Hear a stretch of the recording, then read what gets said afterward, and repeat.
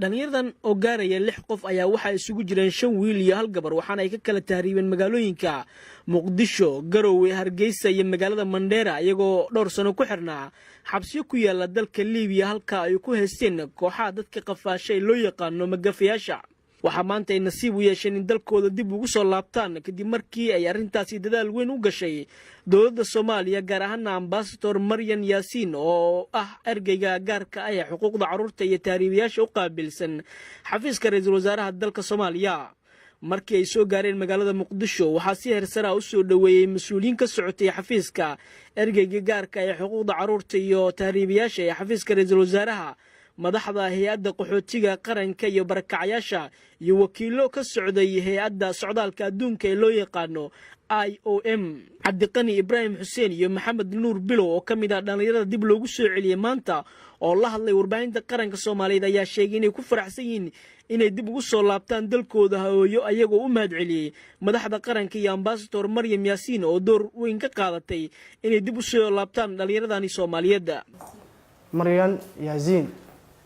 iyo waftidii ay hogaaminaysay aad ma halka waxaan baleynaya oo ay nagu yimaadeen xida 2017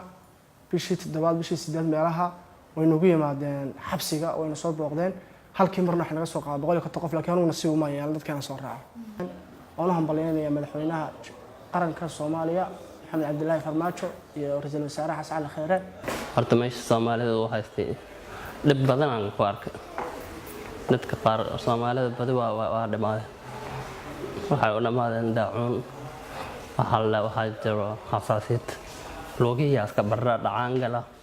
gacmihii dhacana wada gala maalintii camal 3 ruuxa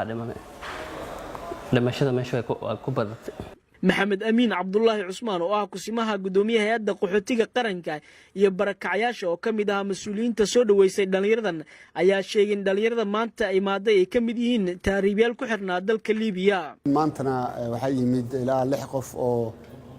dhalinyaro ah oo Liibiya laga soo celiyay. dad badan ayaa wali ku xaniban Liibiya oo Soomaali oo dhalinyaro ah oo runtii dib badan soo martay walina ku dhibaataysan qaarkood wadanka Liibiya. marka maanta 6 qof timid qaar kalena waan filanaynaa. sanadii 2017 iyo 2018 waxaa lagu guuleystay in dalkooda dib loogu soo celiyay boqolaal dhalinyaro Soomaali ah oo siyaabo kala duwan ugu xirnaa wadamada Liibiya, Tanzania, Hindiya iyo wadamo kale waana talaabo kale oo hore loo qaaday. Cabdullaahi Maxamuud Amiin, Cabdullaahi Qorshe, Telefishinka Qaranka Soomaaliya, magaalada Muqdisho.